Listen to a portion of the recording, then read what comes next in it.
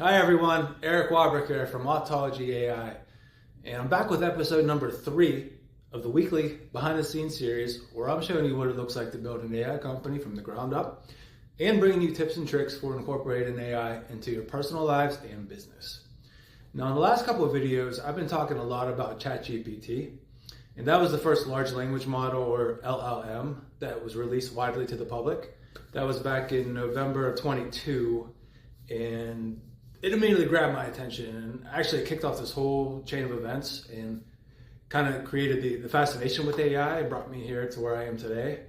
But yeah, I wanted to kind of talk about some of the other LLMs that are out there. There's a bunch of different AI tools that are out there. So I kind of wanted to go through some of those, some of the leaders in the space today in the video. So why don't you meet me over at the laptop and we'll jump into it. Okay, so in today's video, I just wanted to run through some of the leading LLMs in the space.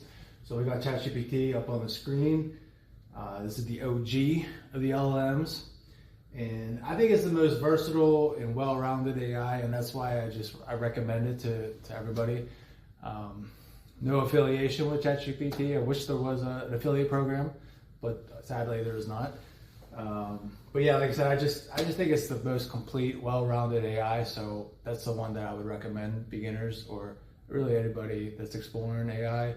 I would just recommend ChatGPT. But the other ones are really almost just as good, if not as good. I've just used ChatGPT, so I have some loyalty towards it, and it learns so much about me. It has so much context that it's the most useful for me. And we'll get to that a little bit more later. Yeah, so let's jump around a little bit. So the other one, probably if there's going to be a runner-up, I would call it Claude.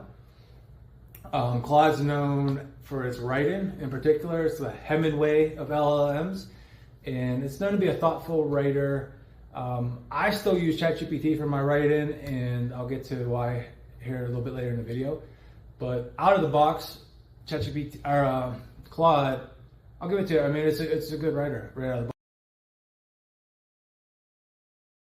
You Google, they've been flubbing the AI, right? I mean, they're catching up though, credit where it's due, but they rolled out Bard, it was originally called, and Bard had some issues. You know, we won't get too into it here on this video today, but they kind of flubbed their AI rollout, and bad enough where they wanted to rebrand it, and now it's called Gemini. I just wanted to bring Mistral up. Like I said, just for how new it is, it's just been released recently. Don't quote me on the day, just in the last couple of months, but it's been catching on in the last couple of months, kind of generating some waves in the AI space. So I just kind of wanted to bring it up. And it's actually known for being a little bit cheaper once you connect with the APIs. You got ChatGPT, you got Claude, you got Gemini, now you got Mistral, there's Perplexity, you got Grok, you got Llama, which is Facebook's open source model. There's a lot of them, and they're all very similar at this point, you know? Now, personally, I use ChatGPT for just about everything. You know, I mentioned how Claude's known to be a good writer, and personally, I still use ChatGPT, and here's why. Because the cool thing about AI, well, one of the many cool things, but what's really useful is it actually learns from you as you interact with it, so it becomes more and more useful over time.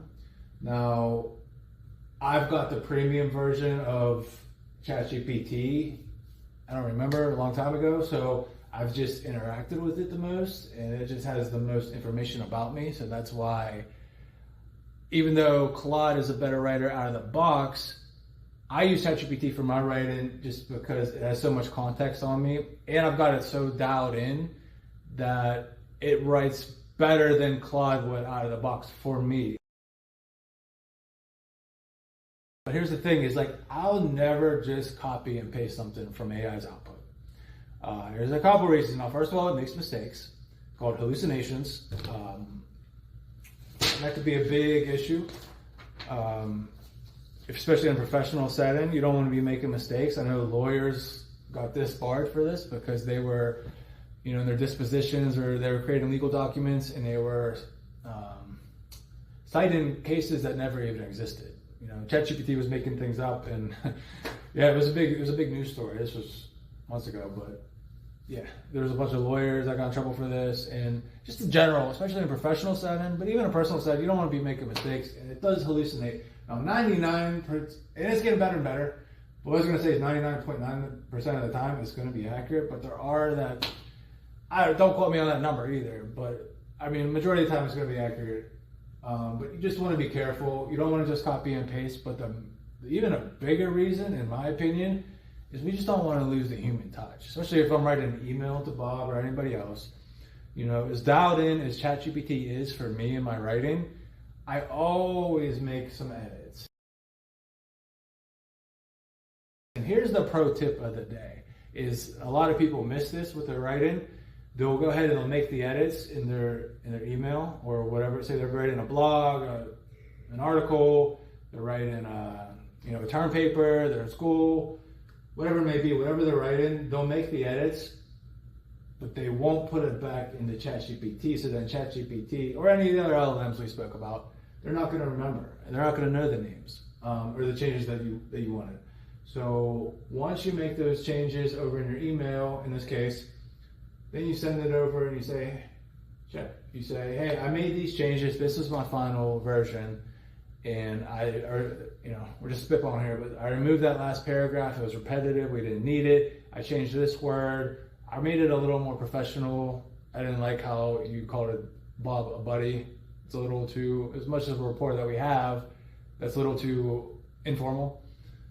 So you tell it the final version, and then ChatGPT is going to remember that. And then the next time you write an email to a client, it's going to know everything that you told it last time when you wrote this email for Bob. So it just becomes more and more powerful over time. So again, the pro tip is let ChatGPT or the other LLMs that you use, let it know the changes that you end up making, so it gets better and better and better over time. Okay, so today we did a quick breakdown of the large language models. Now in future videos, I want to break down some of the next level tools that are built on top of these models. So stay tuned for that. But just remember, at the end of the day, there's no one size fits all tool when it comes to AI. It really just comes down to your goals, your specific workflows, and most importantly, which one you're willing to spend the time to build a relationship with. Now for me, that's been ChatGPT. And that's just because at this point, it knows what I want, how I think. It's almost like an extension of my brain at this point. You know, so when it comes to AI tools, just remember, it's not what specific model that you choose, it's how you use it. So that's going to be a wrap for this one. So again, my name is Eric Wabrick from Autology AI, and I'm signing off. Go ahead and leave me a like if you learned anything from the video. Give me your biggest takeaway in the comments, and make sure you follow the business page because we're just getting started over here. All right, we'll see you on the next one. Okay, bye-bye.